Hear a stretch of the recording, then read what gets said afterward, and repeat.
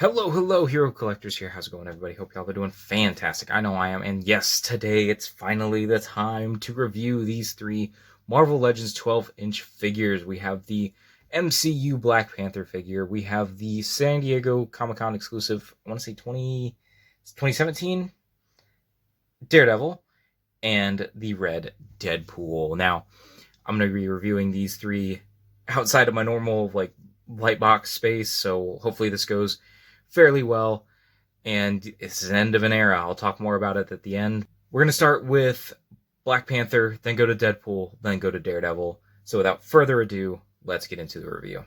Alright, taking a closer look at Black Panther. The light is catching a lot of the details on the costume, but it is very well detailed, very well sculpted.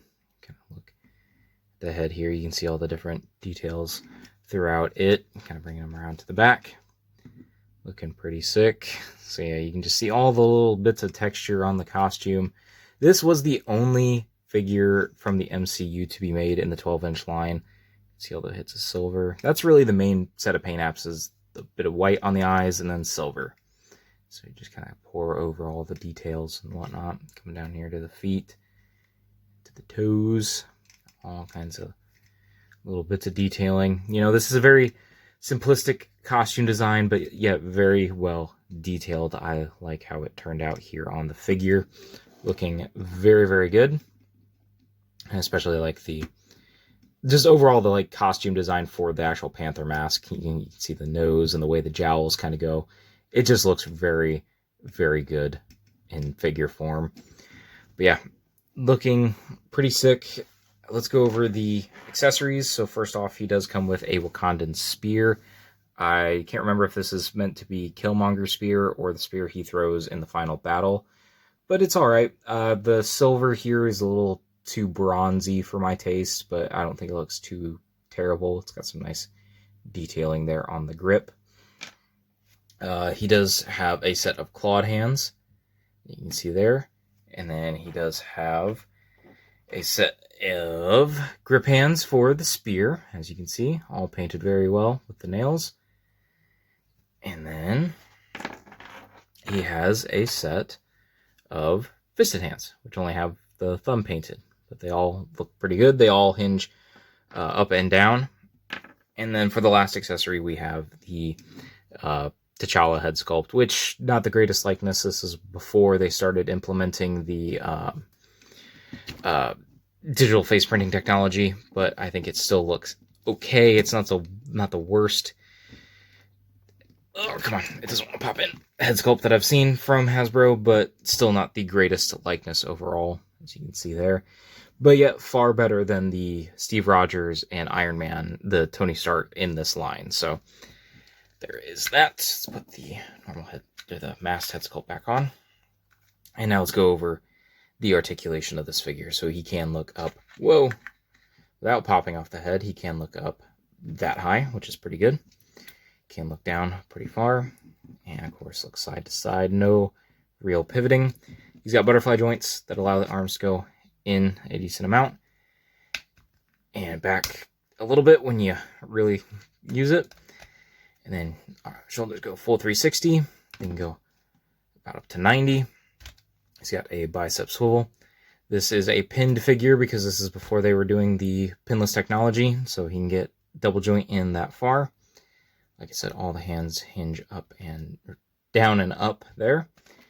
He does have the super articulation for the torso, so he can rotate here at the upper torso and go back a bit and then forward a bit. But then he also has the crunch, so that can go forward a little bit more and back a lot more. So combined, that's how far he can go crunch backwards. And I keep bumping the camera, I'm sorry. And going forward, that's how far he can go, which is excellent for a Black Panther figure. Then the hips kick up that high, can't go out to the side that much.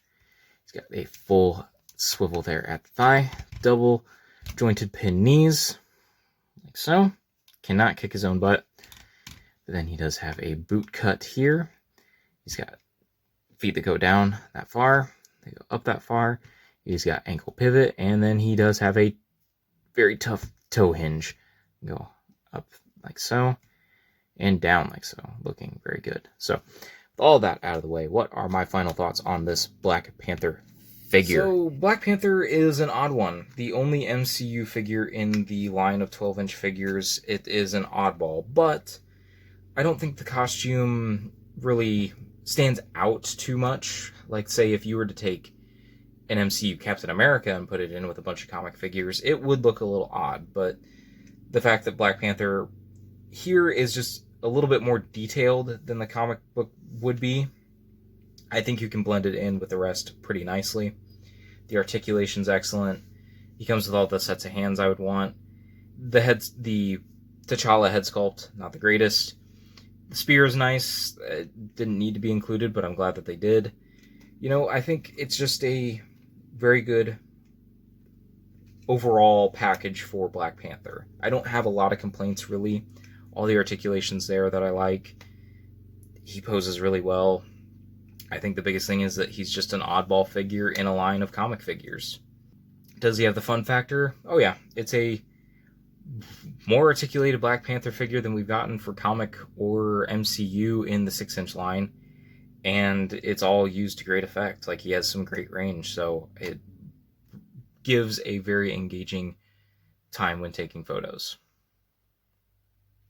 Then for a final rating, I'm going to give him, let's go with an 8 out of 10.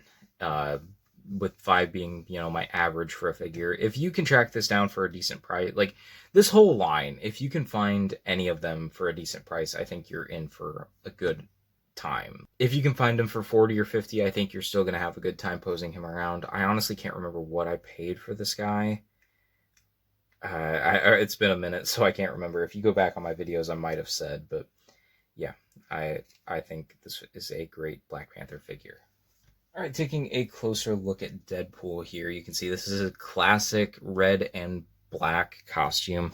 Bringing in another Deadpool, you can see he reuses these straps that this one has. There's also the X-Force Deadpool. I'll tell you what, I'll bring him in too. But there's X-Force Deadpool, and you can see the underlying bodies are the same for the X-Force figures, but the accessories are the same for, or the straps and the accessories are the same as the Weapon X. That's this one, that version of Deadpool. Now, the overall body sculpts are the same, but what this line did was something I believe was called coal molding. So this extra sculpt here is because of that technique. I don't remember exactly how it was used, but basically these are all the same base body, but anything different, like the black separation here, was done with that technique. I want to say it was just a way to keep plastic from molding together, so they would mold it in red and then add in the black, and so it would just kind of mold together. I don't remember exactly, but let's remove these two and just look over Deadpool overall. And he's got some of the accessories on him already, but we'll talk about that in a minute. He's got the logo painted there on the belt, pretty good. Got that paint app there with the black and not molded black, and same on the legs here, that is painted. Coming down here to the boots, pretty good. He's got a big old boot cuff right there as well, pretty good. Got the sheaths back here. These swords actually lock in. They kind of have a detent somewhere along them, so they lock in pretty nicely there. But yeah, you can just pour over the details as I go over them. Looking pretty nice in the head sculpt there. But let's go over the accessories. So he's got a baby knife right here in the green. He's got another baby knife here, right here above his butt. Of course, Deadpool would have one above his butt, but as you can see there, it's another one. Just kind of tucks into that sheath. Now, I know a lot of people don't care for these, but these guns are molded into the straps. They are not removable, but they are painted gold and black. And then, like I was going over earlier, he's got two swords. Looking pretty good. They're the same molds as the other Deadpools. And then, yeah, so he's got that head sculpt, but then he also has the same head sculpt as the Weapon X version that you saw a minute ago, where it's, kind of ripped up, got his face exposed there, looking pretty sick. It's got all the tathers around it, even up top. But yeah, there's that. Comes with 2 guns, which are painted just red and black, and he's got some Deadpool graffiti on it. These are the same like guns that came with the 6-inch Deadpool a couple years back, around the same time as this figure, just enlarged, and I believe they're based off of Nerf guns, which is funny. And then, as you can see, he has a set of grip hands that do hinge side to side and not up and down. But then he has a set of fists that do hinge up and down. And then 2 oddball hands. He's got a thumbs up that hinges side to side, and then a grip hand that hinges side to side. But that grip hand is used for this burrito. And you can see it's got the cheese and beans and meat painted in there. Looking pretty good in the tin foil. And that just kind of slides in there. You probably saw it with the Weapon X figure a minute ago, because I had that on him. But yeah, that works pretty nicely. But then that's not it for the accessories. This guy is really jam-packed with accessories. He's got a Headpool accessory as well. Looking pretty sick. I love how just zombified he looks. You can see his basic like skeletal structure or whatever. Got a nice painted eye. Nice metal paint here. And the top on the helmet does spin. And he does come with a stand, so you can have him floating in the collection. It does pop off pretty nicely. And if you really wanted to, this is compatible with the neck ball. So if you want to put Headpool on the Deadpool figure, you can, but it takes a second. It does look a little odd. It doesn't sit on the neck right, so you can see there he's just a little too tall. But putting that back on there, and putting this guy back on his stand, going over the small amount of articulation he just has the jaw that hinges open and shut. If I can get it to focus, I do apologize. There. So, after all the accessories, what articulation does he have? He can look up that high. It's on a ball and hinge. And he can look down that much, a lot more than looking up. He does have butterfly joints, so he can go in and back pretty far, as you can see. Shoulders do go up that high. It does go a full 360 bicep swivel, double jointed elbows that go that far in. And he does have this wrist cuff. I want to show you something kind of funny. He does have a web shooter molded on there. It's because this is the same base body as the Spider-Man 12-inch figure. So that's pretty cool. Oh, now the hand won't peg back in. Okay, we'll use the other hand for now. So it can go side to side. Like I said, the fisted hands are the only ones that hinge up and down. Now, with all this, all these straps that are on him, the torso doesn't get quite as much range, but it does have the same system as Black Panther. So he's got the cut here at the diaphragm and the lower ab crunch. So he can get about that far down. If I quit bumping the stand. There, and he can crunch back that far. And then at the hips, he can kick outward that much, not much, because this is the same body as Spider-Man, and Spider-Man can't get that much range, which sucks. Can't kick forward that much. Got a thigh cut. Double jointed knees, and he can kick his lower back. That's how far he can get. And then he does have a boot swivel there. Feet can go down. It can go up a bit, and he does have an ankle pivot. He does not have a toe hinge. So what are my final thoughts on this Deadpool figure? So Deadpool is pretty sick, but this is the 3rd time I have gotten him. I find it funny that the last one for me to buy is the more classic looking Deadpool, the red and the black. But overall, it is a great figure. The biggest limitations for this guy is the torso. With the straps, he's just very limited there. Can't quite get the range that he should with the articulation. I'll just say that the guns being molded into the straps, a little bothersome. I would have liked to have been able to use these gold guns because they are better than the Nerf guns he came with, but I do still appreciate the fact that he came with some goofy guns because, you know, it is Deadpool. The burrito accessory, the thumbs up accessory, the unmasked accessory, the Headpool, all of those are great additions. Really pack out this figure, really make it worth the purchase. Does he have the fun factor? Oh yeah, it's a Deadpool. And it's a really good Deadpool at that. So, of course, he's going to be fun and engaging and just I had a blast taking photos. I think I posed him with the Wolverine a lot that I have, and it's just, yeah, it really is a fun figure. Now to give him a rating, let's see.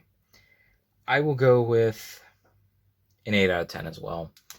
I think that's basically what this whole line is it's really good figures, but there's just always a little bit of something that limits them.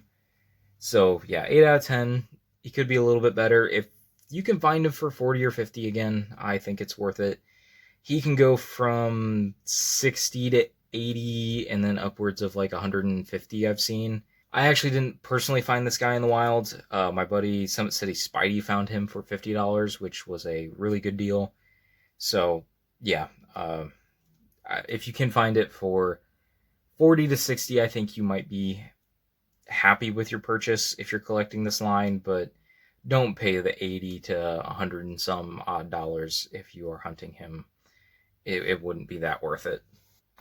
All right, and last but certainly not least, we have the Daredevil exclusive figure. Yeah, he was an SDCC exclusive, and he was a pricey one.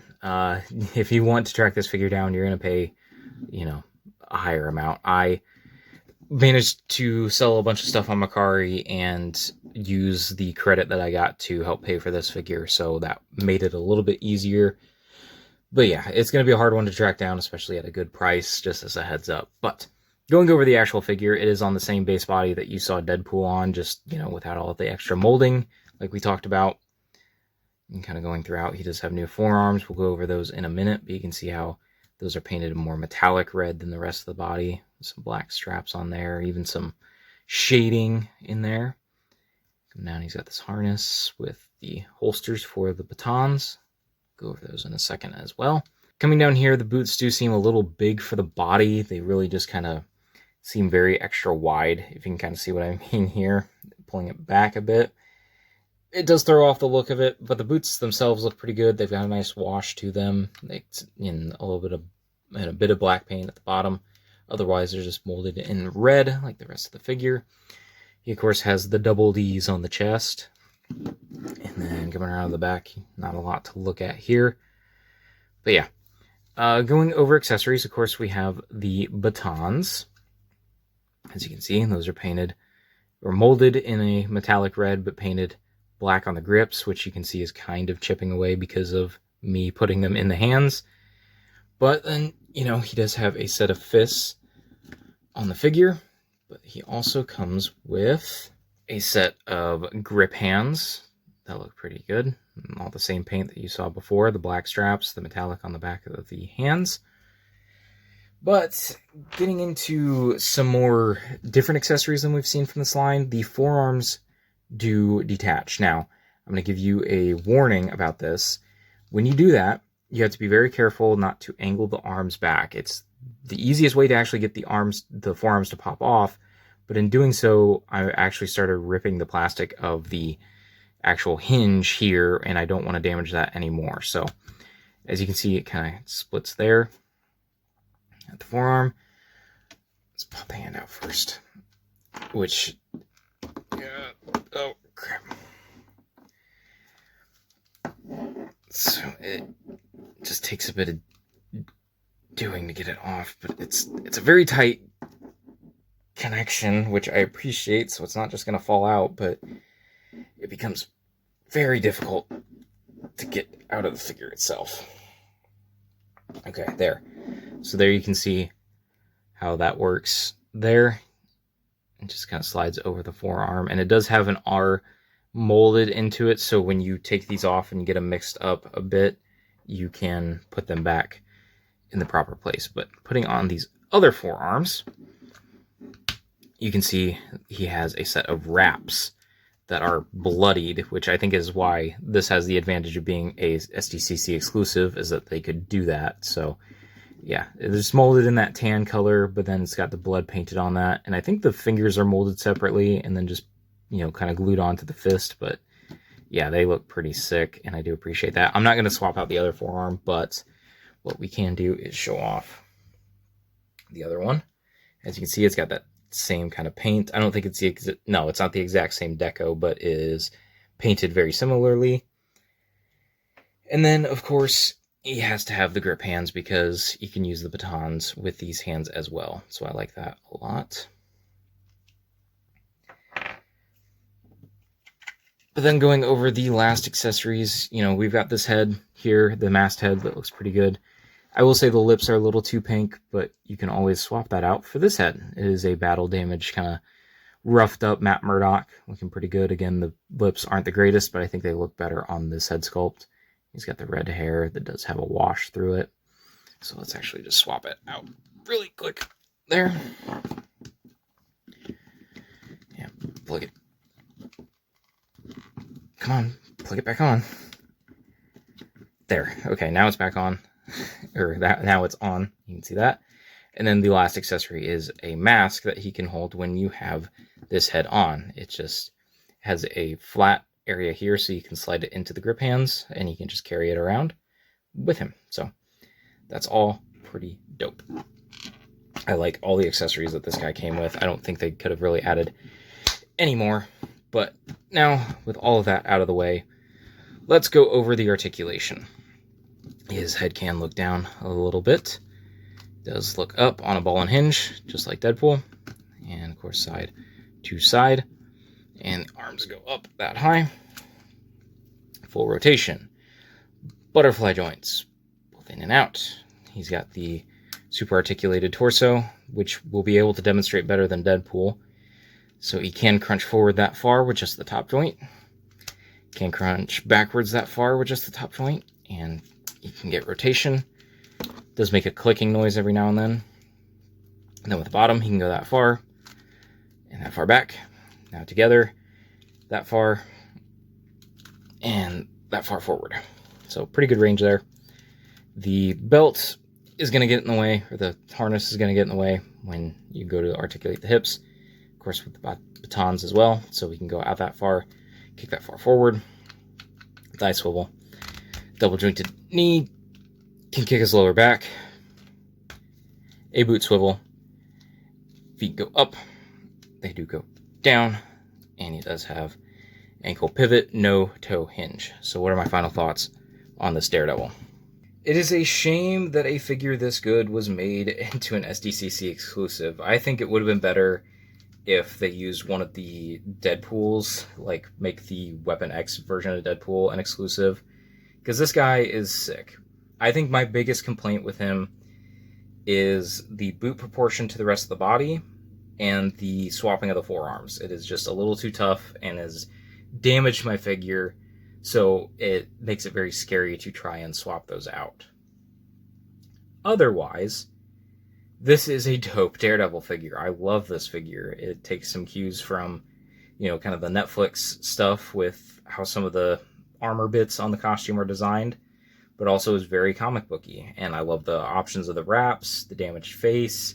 This Daredevil figure would be amazing in the 6-inch scale, but they just have yet to do that. And I think it's a shame that they haven't, because I think it would be a pretty definitive Daredevil, and I can see them doing it in the Maximum line, if I'm being honest, but yeah, as the 6-inch figure, I think it is really awesome.